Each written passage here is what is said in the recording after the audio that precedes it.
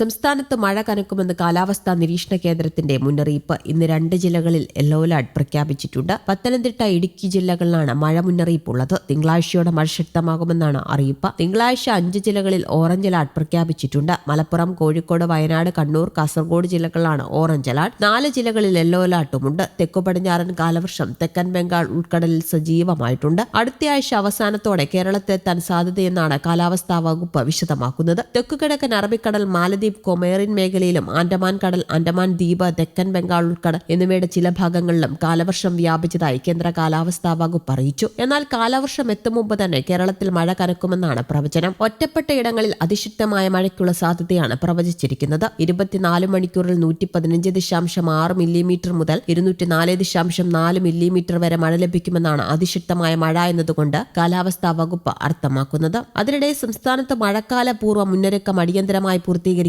തീരുമാനം. മുഖ്യമന്ത്രിയുടെ കോൺഫറൻസ് ഹാളിൽ ചേർന്ന ഉന്നതതല യോഗം ഇതുവരെയുള്ള പ്രവർത്തനങ്ങൾ വിലയിരുത്തി. മെയ് 20-നകം ജില്ലാതലത്തിൽ യോഗം ചേർന്ന മഴക്കാല ദുരന്ത സാധ്യതകളെ നേരിടാൻ പ്രാദേശിക കർമ്മ പദ്ധതി തയ്യാറാക്കണമെന്ന് യോഗത്തിൽ അധ്യക്ഷത വഹിച്ച മന്ത്രി കെ രാജൻ പറഞ്ഞു. ജില്ലാ താലൂക്ക് തലങ്ങളിൽ തയ്യാറാക്കിയിട്ടുള്ള ഇൻസിഡന്റ് റെസ്പോൺസ് സിസ്റ്റം കൃത്യമായും സമയബന്ധിതമായും പ്രവർത്തിപ്പിക്കാൻ ആവശ്യമായ പരിശീലനങ്ങൾ നൽകണം. ദുരന്ത സാധ്യതാ പ്രദേശങ്ങളിലുള്ളവരുടെ പട്ടിക തദ്ദേശ സ്വയംഭരണ സ്ഥാപന തലത്തിലും വില്ലേജ് തലത്തിലും പുതുക്കണം. ജൂൺ, ജൂലൈ, ഓഗസ്റ്റ്, സെപ്റ്റംബർ മാസങ്ങളിലെ ആദ്യ ആഴ്ചയിൽ പ്രത്യേക ജില്ലാതല അവലോകന യോഗം നടത്തണം. ജില്ലയുടെ ചുമതലയുള്ള മന്ത്രിയുടെയോ ജില്ലാ കളക്ടറുടെയോ നേതൃത്വത്തിലാണ് യോഗം ചേരേണ്ടത്. സംസ്ഥാന ദുരന്ത നിവാരണ അതോറിറ്റി പ്രസിദ്ധീകരിക്കുന്ന ഓറഞ്ച് ബുക്ക് പ്രകാരമുള്ള മുന്നൊരുക്ക നടപടികൾ എല്ലാ വകുപ്പുകളും സ്വീകരിച്ചുവെന്ന് ഉറപ്പാക്കണമെന്നും യോഗം നിർദ്ദേശിച്ചു. തദ്ദേശ സ്വയംഭരണ സ്ഥാപനങ്ങൾ അടിയന്തരമായി മഴക്കാലപൂർവ്വ ശുചീകരണം ആരംഭിക്കണം. വേനൽ മഴ ശക്തമാക്കുന്നതിന് മുൻപ് ഓടകൾ, കൈത്തോടുകൾ, കൾവട്ടറുകൾ, ചെറിയ കനാലുകൾ എന്നിവയിലെ തടസ്സങ്ങൾ നീക്കണം. മാലിന്യ നിർമ്മാർജ്ജനം വേഗത്തിൽ നടത്തുകയും മഴയ്ക്ക് മുൻപായി പൊതുവിടങ്ങളിൽ മാലിന്യം കെട്ടിക്കിടക്കുന്നില്ലെന്ന് ഉറപ്പുവരുത്തുകയും ചെയ്യണം. കൊതുക് നിർമ്മാർജ്ജനം വ്യാപകമായി നടത്തണം. ഓടകൾ, നീർച്ചാലുകൾ, പൊതുജലാശയങ്ങൾ മുതലായ എല്ലാ ജലനിർഗമന പാതകളും വൃത്തിയാക്കണം. ദുരിതാശ്വാസ ക്യാമ്പുകൾ നടത്തുന്നതിനായി ഉപയോഗിച്ചു വരുന്ന കെട്ടിടങ്ങളിലും ക്യാമ്പുകളുമായി ഉപയോഗിക്കാൻ കണ്ടെത്തിയ കെട്ടിടങ്ങളിലും ശുചിമുറികൾ, വൈദ്യുതി, ലൈറ്റ്, ഫാൻ, അടുക്കള മുതലായ അടിസ്ഥാന സൗകര്യങ്ങൾ ഉറപ്പാക്കണം. ക്യാമ്പുകൾ നടത്താനായി കണ്ടെത്തിയ കെട്ടിടങ്ങൾ സംബന്ധിച്ച വിവരങ്ങൾ എല്ലാ പ്രാദേശിക സർക്കാർ ഓഫീസുകളിലും പൊതുസ്ഥലങ്ങളിലും പരസ്യപ്പെടുത്തണം. അപകടാവസ്ഥയിലുള്ള മരങ്ങൾ, മരച്ചിലകൾ, ഹോൾഡിംഗുകൾ, പോസ്റ്റുകൾ തുടങ്ങിയവ സുരക്ഷിതമാക്കുന്ന പ്രവർത്തനം മഴയ്ക്ക് മുന്നോടിയായി പൂർത്തീകരിക്കണം. ദേശീയപാത നിർമ്മാണവുമായി ബന്ധപ്പെട്ട് രൂപം കൊള്ളാനിടയുള്ള വെള്ളക്കെട്ടുകൾ ഇല്ലാതാക്കാൻ നാഷണൽ ഹൈവേ അതോറിറ്റിയുമായി ചേർന്ന് സംയുക്ത പരിഹാര പദ്ധതി തയ്യാറാക്കണം.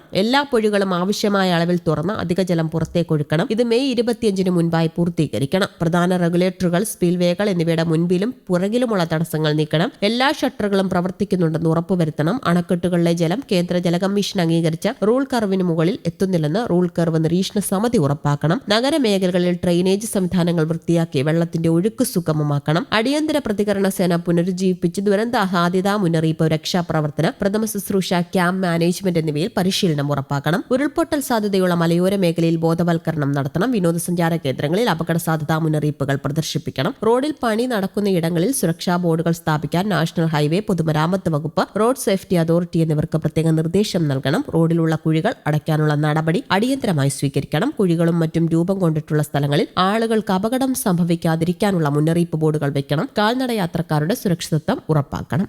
News desk, Kerala Kaumudi.